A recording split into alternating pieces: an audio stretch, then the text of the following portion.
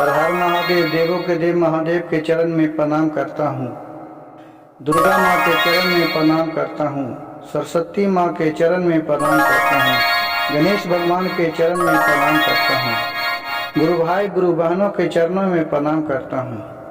गुरु भाई गुरु बहन, कहानी बहुत ही दर्द भरा है। कहानी को कृपया ध्यान पूर्वक और अंत तक सुनिएगा, तभी इसका रहस्य मालूम होगा।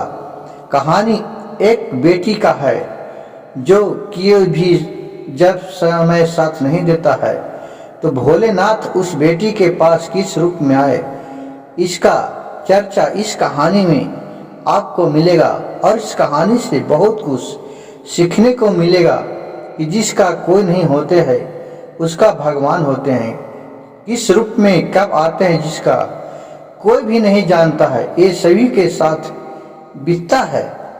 किस रूप में मेरे पास भगवान आते हैं, किस रूप में गुरु बहन गुरु भाई के पास जाते हैं भोलेनाथ, जिसका कोई नहीं जानता है। एक गांव में एक किसान रहते थे। उनका एक बेटा और एक बेटी थे। बेटा और बेटी कुछ दिन के बाद धीरे धीरे सियान हुए तो बेटे को पढ़ने के लिए स्कूल में भेजने लगे और बेटी को भी भेजने लगे। दोनों स्कूल में पढ़ने जाते थे। कुछ समय बीतने के बाद धीरे धीरे जब उनके गांव में जहां तक स्कूल था, छठा सतमा तक, वहां तक अपने बेटी को पढ़ाए। और गांव घर के लोकाचारी देख के गुरु भाई गुरु बहन वो अपने बेटी को फिर आगे नहीं पढ़ा पाए और बेटा को है जो फिर बाहर पढ़ने के लिए वो अपने घर से दूर भेज दिए। वो साइकिल से आते जाते थे, क्योंकि बिना जुगे ऐसा था कि कहूँ बेटी किसी को जाता था पढ़ने के लिए तक गांव घर के लोग बहुत उस पर फूल मारते थे। और बेचारा के पास उतना सहन शक्ति भी न था, कमाता खाता आदमी था। अपने बेटे को भेज दिए। बेटी अपना घर गृहस्थी में माँ के पिताजी के साथ हाथ बटाती थी और फिर कहूँ गांव घर में सिर्फ चर्चा होता था तो उसमें चली जाती थी। उसमें जेते जेते बेटी को बहुत मन लग गया। उस शिव गुरु को अपने गुरु मानने लगे। सब कहते थे गुरु ही सबको नैया पार लगाते हैं। वो बोले कि हे प्रभु भोलेनाथ, आप इतने दानी हैं तो मेरे माँ पिता भाई को संस बरकत दीजिए, रोजी रोजगार में भ्रांति दीजिए कि जिससे पावर अनाज खाने के लिए और अच्छा तरह मिल सके। धीरे धीरे उनका पिता का कमाई धमाई अच्छा होने लगा, काम करने लगे। धीरे धीरे वो कमा के अपने बेटी के लिए 8-10 लाख रुपया जमा कर लिए। आजकल के तो महंगाई इतना है गुरु भाई गुरु बहन कि बिना तिलक दहेज के शादी कहाँ नमकीन हो रहा है। और उसके पास उतना खेत बाड़ी भी नहीं था कि वो घमंडी कहता कि चलो मैं खेत बेच के शादी कर दूंगा। बेचारा कमाता खाता आदमी था। लेकिन गुरु भाई गुरु बहन देखिए, यहाँ से एक नया मोड़ लेता है कि जब किसी के पास दौलत आ जाता है तो उसको पास लोभ भी बहुत आ जाता है। उसका पिता और माँ दोनों देखा कि इतना जब आ गया है तो बेटी के शादी अब कर देते हैं। तो गांव घर में खोजने जाने लगे तो जहां भी उसको मिले शिव गुरु के महिमा से तो नौकरिया बल मेरे, कोई सर्विस कर रहा है, कोई चीज में जॉब कर रहा है तो उसको मांग उतना ही रहे। अब सोची कि मेरे बेटी तो अनपढ़ है, मैं इतना कहाँ से तिलक दे पाऊंगा, मैं क्यों न इस बच्ची को गरीब में शादी कर देता हूँ जिससे हमारे पैसे भी बच जाएंगे। और उनका मन में एक तरह का विचार उत्पन्न होने लगा माए और बाप के। वो दोनों अपने में विचार किए, पति और पत्नी, यही ऐसा एकदम गरीब घर में इनको बच्ची को शादी कर देते हैं जिससे हम लोग का पैसा जो इतना कमाए हैं जो बच जाएगा। बोला ठीक है। वो फिर बर खोजने लगे सबसे गरीब कहाँ मिलता कहाँ मिले। कन्हू उसको समझ में ना आए तो उसको पत्नी बोली, ये जी ऐसा करा ना कि शिव चर्चा में बचिया जेबे कर हवा, और जो शिव चर्चे में जाके देखा कोई गरीब दुखिया के बाल बच्चा हो तो ओकरे से शादी विवाह कर दिया। कहा कि शिव चर्चा में तो ज्यादा गरीबे दुखिया जाए भगवान से मांगने के लिए कि हमरा कम से कम प्रभु कृपा हमरे ऊपर बरसाए, और जिसके पास कोई कमी न है वो थोड़ी ही जाता है भगवान के पास हाथ पसारने के लिए, वो तो घमंडी में चूर खुद ही रहता है। वो बात सुनकर कहा कि हाँ ये ठीक ही कहते हैं। वो जहाँ जहाँ शिव चर्चा होता था वहाँ वहाँ उसका पति जाके वो भी शिव चर्चा में बैठा रहता था, देखता था कि कौन गरीब है शादी करने लायक है। वहाँ से एक खोजते खोजते उसे ही दूर चल गया 2-4 कोस, वहाँ शिव चर्चा हो रहा था। वहाँ देखा कि एक लड़का उसका बेटी के लायक है, लेकिन वो बहुत ही गरीब गुजारा है। उसका बोल चाल रहन सहन से पता लगता था, क्योंकि कपड़ा साफ सुथरा था पहन ले, लेकिन उसका फटा फटा कपड़ा था। वो अपना सी के कपड़ा दूसरा सी के अब पहन ले था। इसका मन में समझ में आया कि ये सही में गरीब है। उससे पूछा, जब शिव चर्चा खत्म हो गया उस बालक लड़के से पूछा इसका पिताजी कि बाबू तुम्हारा कहाँ घर है। बोला कि मेरे घर तो अपने सब घर द्वार बताया। बोला कि मेरे आप क्या काम करते हैं।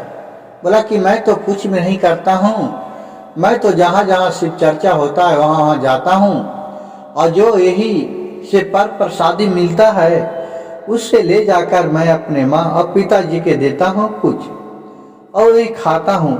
और जंगल से फल तोड़ के लाते हैं और पिताजी खाते हैं और हम लोग खाते हैं, और काम धाम कुछ भी नहीं करते हैं। हमको रहने के लिए एक छोटा सा मट्टी का झोपड़ी है, उसी में हम लोग सब गुजारा करते हैं। उसका पिता सोचा चलो इसी को साथ अपने बेटी को शादी कर देते हैं, इसमें तिलक हमको नहीं लगेगा। उसको बोला कि तुम शादी करेगा। कहा कि मैं शादी करके कहाँ रखूंगा, एक ही घर है, मेरे रहने के लिए जगह नहीं है, मैं कैसे शादी करूंगा। उसको बहुत समझाया बुझाया और फिर अपने साथ उसको ले गया, वो मान गया। देखिए शिव गुरु का महिमा। अपने बेटी को बोला कि बेटी तुम्हारे लिए देखो ये बर है, तुम इससे शादी करेगी।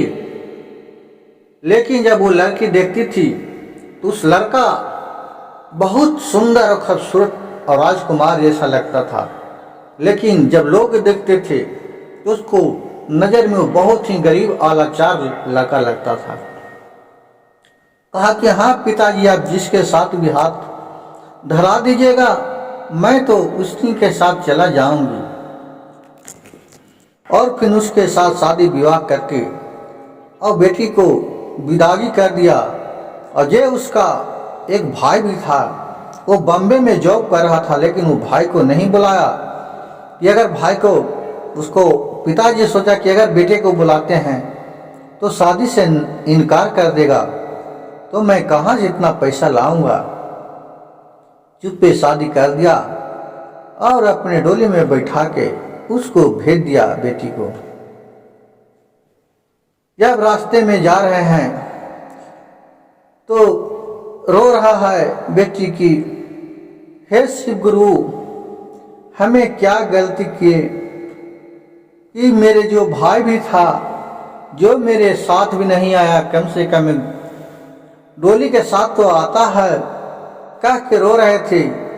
उसी में एक हार एक आगे वाला था, वो भोलेनाथ का हार के रूप में आके अब बने थे।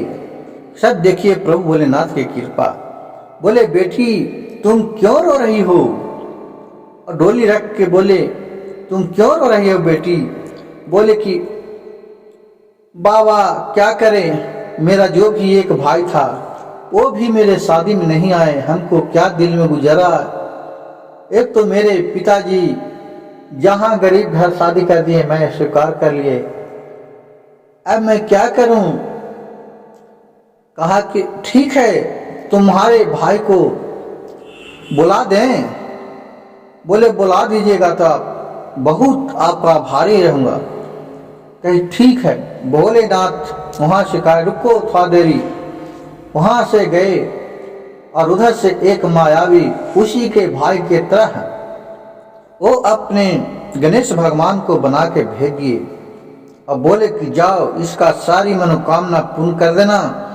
जो कि ये मेरे सच्चा भक्त है, ये मेरे सब घड़ी आराधना उपासना करते रहती है। कहीं कि ठीक है। और उसी का भाई के रूप में आ गया और डोली के साथ साथ चलने लगा। वहां गई, अपने दरवाजे पर उतरी, अपने घर में गई, सास ससुर के पैर छुई और अब देख रहा है कि खाना बनाने के लिए तो कुछ भी नहीं है और न मेरे माँ बाप भी 10 किलो चावल भी नहीं दिए कि जिससे बनाऊं खाऊं। अब क्या खाऊं। बोला भैया पिताजी तो कुछ दिए भी नहीं कि जिससे बनाए खाए, अब मैं क्या बनाऊं। उसका भाई बोला रुको बहन तुम इसी जगह रुको, मैं आ रहा हूं बाजार से सामान लेके। और फिर वो गए और वहां से एक गमछी लिए और गमछी में चारों फुट पर कुछ में दाल, कोई में चावल, कोई में आटा, इसी तरह सब सामान बहा लिए एक फुट्टी पे।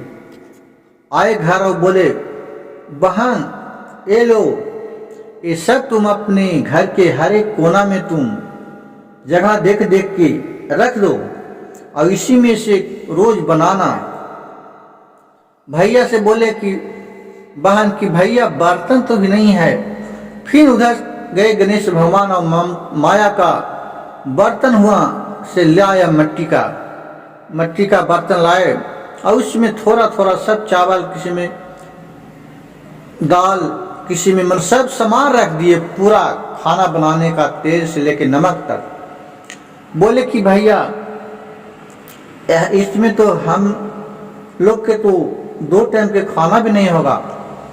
कहा बहन जो है ये बनाओ और प्रेम से खाओ, उसको बाद देखा जाएगा। और जो उसका पति था जो शादी करके आया था, राजकुमार था, वो वहां अपना पत्नी को घर में रखी, माँ बाप के गोर लगा और शिव चर्चा में वो निकल गई शिव चर्चा करने के लिए। जब तक उधर से शिव चर्चा खाना बना रहे थे, उधर से उस राजकुमार शिव चर्चा करके आया और बोला, इससे बोला गणेश जी जो उसके भाई के रूप में था, बोले जीजा जी आप कुछ खाने के लिए लाए हैं। बोले कि मैं तो कुछ भी नहीं लाया हूँ, लेकिन देखिए ये शिव चर्चा में जाता हूँ, वहां से जो प्रसादी मिलता है वो प्रसादी है। कहा कि ठीक है, तो भगवान का प्रसादी कितना अच्छा है, थोड़ा हम लोग के भी दे दीजिए। तो उसी में से सबको, माँ बाप, अपने पत्नी को, इनको सब के दिए और प्यारा सा बैठ के पूरा आनंद पूर्वक सब कोई मिलजुल के प्रसादी को खाया। उतने में खाना बन गया। खाना को सब परसे और सबको खाने भर पूरा आनंद भर बहुत अच्छा स्वादिष्ट भोजन बना। सब खुशी हो गए खा के और भोलेनाथ के कहे हे महादेव ऐसा खाना तो मैंने कभी नहीं खाया था। आज मेरी बहन कितना अच्छा खाना बनाए हैं। अब बहन से इतना हिल मिल गए और उसमें से रोज खाना बनाने लगे, लेकिन उसमें खाना कभी घटवे नहीं करे जो भी सामान ला के दिए थे गणेश जी। और कुछ दिन बीतते बीतते वो गणेश जी पूरा उनका कमा के 2 तल्ला 4 तल्ला 5 तल्ला मकान बना दिए। अब पूरा एरिया में वो सबसे राजा आदमी बन गए। वो शिव चर्चा, शिव भगवान का मंदिर बनवाए और फिर सब खुशी खुशी रहने लगे। जब फिर गणेश जी के एक दिन अपने रूप में आए और बहन से बोले, बहन मैं अब अपने पिता के पास जा रहे हैं, मैं बहुत दिन रहे आपके पास, जो भी अगर हमसे भूल होगा वो क्षमा कर दीजिएगा। बहन बोले देख के और सब बहुत असमंजस पे किए हैं। मेरे भाई एक गणेश जी हैं, उनके चरण पर गिर गए, कहे मैं तो आपको अपने भाई के रूप में देखा, आप जब भी रक्षाबंधन आए तो आप कम से कम राखी बंधवाने मेरे पास जरूर आइएगा भैया। कहा कि ठीक है, और फिर वहां से अपने लोग गणेश भगवान चले गए और फिर ये सब परिवार खुशी खुशी रहने लगे। गुरु भाई गुरु बहन, इस कहानी से हमें यह सीखने को मिलता है कि कर्म का लिखा कोई नहीं मिलता है। जिसका नाथ भोलेनाथ हैं, उनका किसी भी चीज का कमी नहीं होता है। जिस तरह भोलेनाथ उस बेचारी पर दया बरसाए बेटी पर, उसी तरह इस कथा को जो अंत तक सुने और लाइक करे, सब्सक्राइब करे और शेयर करे, उन पर भी कृपया बरसाए रहें। हर हर महादेव, घर घर महादेव।